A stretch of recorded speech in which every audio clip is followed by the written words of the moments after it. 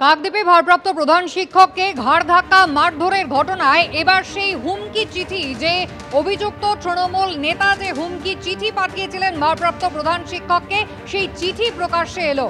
অভিযুক্ত তৃণমূল নেতা এই চিঠিটি পাঠিয়েছিলেন এবং সেই চিঠিতে সই করেননি ভারপ্রাপ্ত প্রধান শিক্ষক। সেই কারণেই অন্য শিক্ষকদের সামনে, পড়ুয়াদের সামনে এভাবে তাকে নিগ্রহ করা হয়, এমনটাই অভিযোগ করেছেন ওই প্রধান শিক্ষক।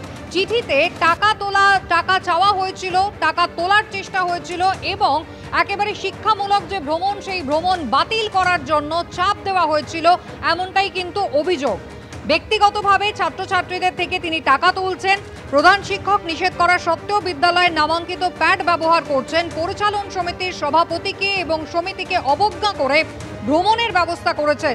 এরকম চলতে থাকলে শিক্ষা দপ্তরে জানাবো, চিঠিতে তৃণমূল নেতা এবং পরিচালন সমিতির সভাপতি ত্রিদীপ বারুই এমনই হুমকি দেন।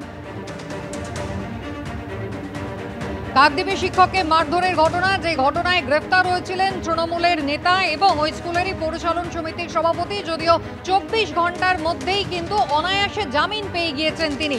5টি জামিনযোগ্য ধারায় তার বিরুদ্ধে মামলা দায়ের করেছিল পুলিশ। আর এই ঘটনায় এবার যে হুমকি চিঠি দিয়েছিলেন অভিযুক্ত ওই তৃণমূল নেতা, সেই চিঠি প্রকাশ্যে এলো। চিঠিতে সই করেননি প্রধান শিক্ষক এবং সেই কারণেই তাকে নিগ্রহ করা হয়, এমনটাই অভিযোগ তিনি করেছেন। শিক্ষামূলক ভ্রমণ বন্ধ করতে চাপ দেওয়া হয় ওই চিঠিতে। গৌতম মণ্ডল আমাদের প্রতিনিধি রয়েছেন আমাদের সঙ্গে। গৌতম, চিঠিতে ঠিক কি বলা রয়েছে? দেখো, এই চিঠিটা গত 16 তারিখে যেটা রিসিভ করাতে গেছিলেন কাকদ্বীপ বীরেন্দ্র বিদ্যানিকেতনের ভারপ্রাপ্ত প্রধান শিক্ষক মিলন কান্তি পালের কাছে গেছিলেন কে, যে এই অভিযুক্ত যে তৃণমূল নেতা তথা স্কুল পরিচালন কমিটির সভাপতি ত্রিদীপ বারুই। এইখানে যেটা দেখাই যাচ্ছে যে শিক্ষামূলক ভ্রমণ নিয়ে মতবিরোধ তৈরি হয়েছিল প্রধান শিক্ষক এবং পরিচালন সমিতির সভাপতির মধ্যে, সেইটা ছত্রে কিন্তু সেটা প্রকাশ পাচ্ছে এখানে। এই চিঠিতে তিনি একাধিক অভিযোগ করেছেন এই ত্রিদীপ বারুই, যে এই ট্যুরে কারা যাবেন, কোন ক্লাসে যাবেন, তাদের কি কি বিস্তারিত তথ্য, কোথায় থাকবে, এদের গাইড কে থাকবেন, কোন কোন শিক্ষক থাকবেন, এবং কার্যত দেখা যাচ্ছে যার বিরুদ্ধে অভিযোগ, যে মিলন কান্তি পালের বিরুদ্ধেই যে অভিযোগ, এবং সেই চিঠিতেই মিলন কান্তি পালকেই রিসিভ করাতে গেছিলেন এই ত্রিদীপ বারুই।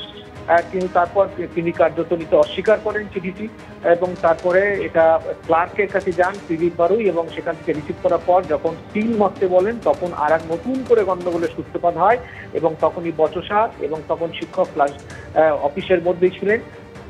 মিলন কান্তি পালের যেটা অভিযোগ, যে সেখানে তাকে এক প্রস্ত মারধর করে, তারপর তাকে টানতে টানতে বাইরে বের করে নিয়ে আসে এবং ওনার যে রুম, প্রধান শিক্ষকের যে রুম, সেখানে তালা বন্ধ করে তারপর করিডোরের উপর থেকে ঘাড় ধাক্কা দিয়ে মারতে কিল চড় ঘুষি মারতে তাকে কার্যত বের করে একদম স্কুলের শেষ প্রান্তে, করিডোরের শেষ প্রান্তে উল্টো দিকে এসডিপিও অফিস পর্যন্ত নিয়ে আসা হয়, যেটা ইতিমধ্যে সিসিটিভি ফুটেজ সেটা প্রকাশ্যে চলে এসছে এই অংশটা। কিন্তু প্রধান শিক্ষক যেটা গত দুদিন ধরে অভিযোগ করে আসছেন, যে তার রুমের মধ্যে যেখানে যে গন্ডগোল হয়েছিল এবং যেটা মারধর করা হয়েছিল, সেই সিসিটিভি ফুটেজ তিনি যখন অসুস্থ হয়ে কাকদ্বীপ মহকুমা হাসপাতালে গেছিলেন, তারপরে ফিরে এসে সেই সিসিটিভি ফুটেজ তিনি পাননি, এবং এই ফুটেজ ডিলিট করে দেওয়া হয়েছে। এবং এখানে কোনো একেবারে প্রধান শিক্ষকের ঘরের এবং অফিসের মধ্যে যে সিসিটিভি ফুটেজ, সেই ফুটেজ ডিলিট করে দেওয়া হয়েছে, এমনটাই অভিযোগ তিনি করেছেন। ভারপ্রাপ্ত প্রধান শিক্ষক মিলন কান্তি পাল এই চিঠি প্রসঙ্গে কি জানিয়েছেন দেখুন।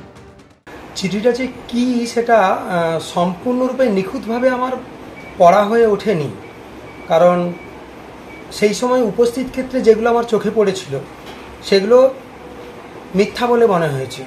ঠিক সেই কারণে আমি রিসিভ করতে চাইনি। উনি যেটা নিয়ে খুব অত্যন্ত মানে কী বলা যায় মারমুখী হয়ে বলছেন এখনই রিসিভ করে দিন। আমি দেখলাম যে আমার নিজের ডেথ সার্টিফিকেট আমাকেই সই করতে হবে, এরকম একটা অবস্থা। আমার নিজের বিরুদ্ধে অভিযোগ, আমি সেটা রিসিভ করতে পারি নাকি? তো সুতরাং এবং সেগুলো মিথ্যা অভিযোগগুলো, এই কারণে। এবং সেই চিঠিটি যখন তিনি নিয়ে আবার চলে গেলেন ক্লার্কের কাছে, ক্লার্ককে বাধ্য করলেন জোর করে রিসিভ লিখাতে। সে লিখেছে, সই করেছে, স্কুলের স্ট্যাম্প কিছু দেয়নি। তো তাতে একটি কপি তো ক্লার্কের কাছে জমা দিতে হয়, সেটাও তিনি দেননি। ফলে আমার এখনও পর্যন্ত সেটা সম্পূর্ণরূপে জানা নেই।